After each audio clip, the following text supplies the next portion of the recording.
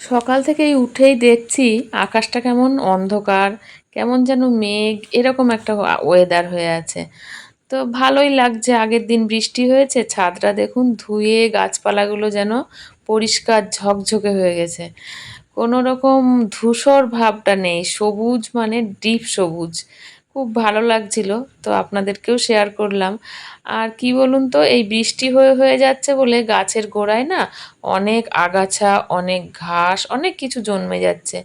তবে সময় দিতে পারছি না। সকালবেলায় যখন এসে তাড়াতাড়ি করে কল চালানো বা অন্য কোনো কাজগুলো করি, তখন দেখি রোদ্দুর উঠে যায়। আর রোদ্দুর উঠে যায়, তারপরে সকালে বিভিন্ন রকম কাজ, ডিউটি থাকছে, এখন মর্নিং হয়ে গেছে। তো সেই সব জায়গায় যেতে, খাবার করা, তাড়াহুড়ো, সব কিছু মিলিয়ে স্নান পুজো একটু কিছু করে দিতে পারলে মায়ের একটু উপকার হয়, এই আর কি। তো সব কিছু করতে করতে না গাছপালাগুলো আর দেখতে পাচ্ছি না। বেঁচে আছে, জল পাচ্ছে, কিন্তু যত্ন হচ্ছে না। তো খারাপ লাগছে, যখনই একটু ফাঁকা পাই দুটো একটা গাছের অন্তত ঘাস তোলার চেষ্টা করি। তো আজকে অনেকগুলো ঘাস তুলেছি, আর অনেকগুলো টবও বেশ পরিষ্কার করেছি, কিন্তু সবটা আপনাদের সাথে শেয়ার করা হয়নি, কারণ ভিডিওটা অনেকটাই বড় হয়ে যাবে। সেই জন্য অল্প কিছু তুলে আপনাদেরকে দেখালাম, আর বাকিগুলো আর দেখানো হয়নি। তো ওয়েদারটা ভালোর জন্য সময়টা কিন্তু ভালোই কাটছে, অতিরিক্ত গরমটা লাগছে না। মাঝে মধ্যে অবশ্য গরম একটু আছে, ভ্যাপসানি গরম, কিন্তু সেরকমভাবে নেই। তো welcome back to my channel. কেমন আছেন আপনারা এই ওয়েদারে? আশা করি সবাই বেশ ভালোই আছেন, মোটামুটি। খুব একটা খারাপ নয়, কিন্তু জ্যৈষ্ঠী মাসের ধরুন পড়ে গেল, কয়েকটা দিন হয়েও গেল জ্যৈষ্ঠী মাসের, কিন্তু সেভাবে গরমটা পড়েনি।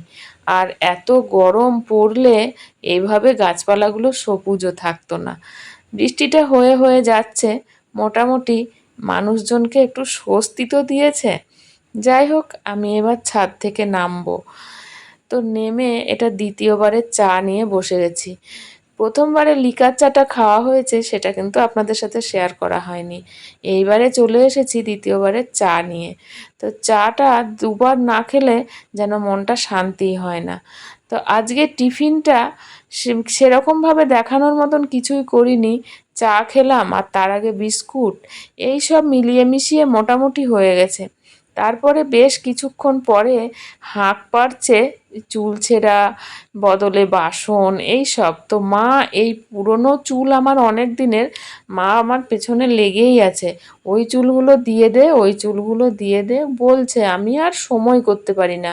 কেন বলুন তো, আজ হয়তো শুক্রবার, না হলে বৃহস্পতিবার, মেয়ের জন্মবার শুক্রবার বলে জানি না, দেখা দেখি এইটা পালন করি। তো যাই হোক, এইসব দেখতে দেখতে আজকে কিন্তু আমি একজনকে পেয়ে গিয়েছিলাম। তো হয়তো দামটা আমাকে একটু কম দিয়েছে।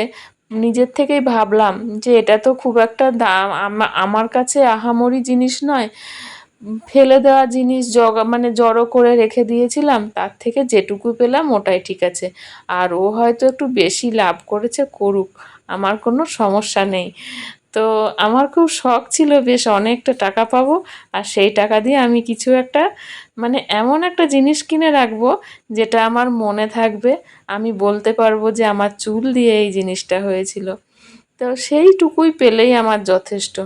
কে আমাকে ঠকালো, কে আমাকে কম দিয়ে গেল, এগুলো আমার মাথায় আসেনি। তো যাই হোক, যেটুকু দিল আমি খুব খুশি হয়েছিলাম। তো আজকে এই সব চুল দেয়া অনেক পুরনো, জানেন, এই চুলগুলো সেই করোনার আগের থেকে জমা করা ছিল। আর এতই জমেছিল, আরও একটা ব্যাগ জমা হয়ে আছে। তো যাই হোক, এটুকু দিয়ে দিলাম, আর ঘরটাও মোটামুটি ফাঁকা হলো, আর মায়ের যে কথা সেটাও আমি রাখতে পারলাম। মা ঘন ঘনই বলতো দিয়ে দে। আর এই দেখুন দেখুন, মাকে নিয়ে এসে দেখাচ্ছি, দেখো কত টাকা পেয়েছি। 1,000 টাকা। 1,000 টাকা কি কম? সকালবেলায় আমার এত রোজগার হয়ে গেল, দেখো। মাকে খুব বারবার বলছিলাম আর দেখাচ্ছিলাম। মা বলছিল তাহলে চল বাজার চলে যাই। খুব মজা হলো এই নিয়ে। তো মা বলছে আরও কিছু থাকলে দিয়ে দিতে পারতিস। আমি বলি আছে তো। বলছে তা দিলি না কেন? আমি বলি একবারে দেবো না, থাক, ওটা আবার অন্য সময় দেবো, আরও একটু জমা হোক, অনেকটা জমা হোক, তখন দেবো। তো সেইগুলোই আবার দেখছি, মাকে বলছি, তো মা দেখো আবার এতগুলো চুল হয়েছে। বলছে তুই রেখেই দে। যাই হোক, এইসব মজা করতে করতে রান্নার দিকেও একটুখানি মাকে হেল্প করে দিলাম। পোস্ত হবে আজকে, ঝিঙে আলু পোস্ত। তো পোস্তটা শিলে বাটলেই বেশ টেস্টি হয়, মিক্সিতেও হয়, খারাপ না। তো আজকে শিলের একটা কাজ আছে আমার, এদিকে ভাতও বসে গেছে, শিলে একটা কাজ করব, তো সেই জন্য শিলটা পেতেই ফেললাম। এই দেখুন, পাশের প্রতিবেশী মামিমা বলি, তো সেখানে মেহেন্দি গাছ আছে। আমার চুলগুলো এতটাই গন্ডগোল হয়ে যাচ্ছে, মানে সামনের চুলগুলো বেশ সাদা হয়ে এসেছে। তো আমি, আমার চোখে যদিও বা খারাপ না লাগে, আমার বান্ধবীদের, আমার খুব কাছের মানুষ যারা, তাদের খুব খারাপ লাগে, বলে একটু কালার করতে পারো না।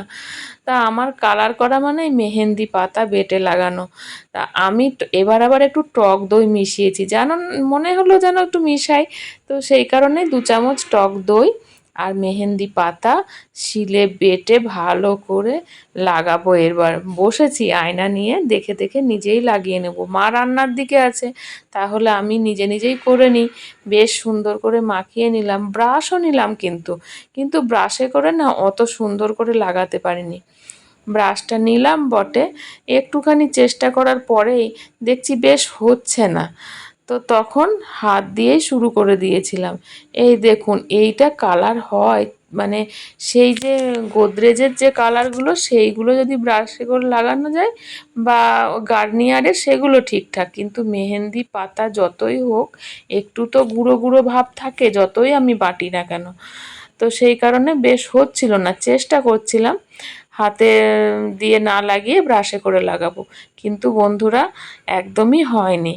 শেষে একদম ব্রাশ ফেলে দিয়ে এই দেখুন হাতে করে নিয়ে লাগিয়ে নিয়েছিলাম। তো কি করব, এবারে মাথায় মেহেন্দি লাগানো আছে, মেহেন্দি লাগিয়ে তো আমাকে অন্তত 2 ঘন্টা রাখতে হবে, না হলে তো কোনো কাজই হবে না, পরিশ্রম যেমনকার তেমনি রয়ে যাবে। তো মা তো রান্নার দিকে আছে, এবার আমি কি করি কি করি। তো দেখছি বেসিনটা এখানে একটুখানি ঘষলে ভালো হয়, হাতে চামচও ছিল। তো পাশে এই যে জলের এক মানে আস্তরণ পড়ে পড়ে না একদম পাথরের মতো হয়ে গেছে। প্রথমে স্কচ ব্রাইটে করে ভিমবারে করে ঘষলাম, কিন্তু তারপরে দেখছি যে না, এগুলো তো উঠছে না, এগুলো কি ঘষে তোলা যায় না। দিয়ে দেখুন ঘষতে থাকলাম, বেশ উঠলো, কিন্তু চামচের ওই পিছনটায় করে ভালো উঠেছে। তার মানে এগুলো না যদি একটু সময় নিয়ে ধৈর্য ধরে ঘষা যায়, তাহলে কিন্তু এই উপরের এই যে আস্তরণগুলো আরামসে উঠে যাবে। তো এইসব করতে করতে প্রচণ্ড তেষ্টা পেয়ে গেছে, কি করব, এত তেষ্টা পেয়েছে। মাকে বললাম, মা তুমি একটু খাবো কি? তো মা বলছে দিস। তো একটু ওই বিট নুন আর টক দই দিয়ে আর একটু মানে ঠান্ডা গরম জল দিয়ে মিক্সচার করে মাকে দিলাম, বললাম এসো তুমি একটু নাও আর আমি বাকিটা খাই। তো এত তৃপ্তি হলো খেয়ে, কি বলবো। আসলে কাজও নেই তো, মাথায় এটা লাগানোর পরে একটু তো বসে থাকতে হয়, তো সেই কারণেই কি করব কি না এই সব করছি, এই করে সময়টা পার করছি। মোটামুটি 2টো বেজে গিয়েছিল আমার এই সব করতে করতে। দিয়ে মা বলছে তাহলে খেয়ে নে, তারপরে স্নান করবি। তো সেই রকমই করলাম, 2টো পর্যন্ত থাকার পরে স্নান করে দেখো, এই দেখুন সামনে পরিষ্কার করে ধুয়ে চলে এসেছি। আর এসে পরে প্রচণ্ড খিদে পেয়েছিল, খেয়েও নিয়েছি। খেয়ে এসে এবার একটু রেস্ট নিতে বসলাম। এখন 4টে বাজে, এখন শোবো না, শুলে কি হবে বলুন তো, আর উঠতে পারবো না। আর বিকেলবেলা একটু বান্ধবীদের সাথে বেরোনোর কথা আছে, দেখি ওই 6টা নাগাদ বেরোবো। তো একটু বসি, ভিডিও দেখি, আর ভিডিওর কিছু কাজ আছে সেগুলো একটু সারি, তারপরে দেখি আপনাদের সামনে আবার কখন আসতে পারি। তো চলুন, সবাই সঙ্গে থাকুন, দেখা হচ্ছে আবার কিছু পরে।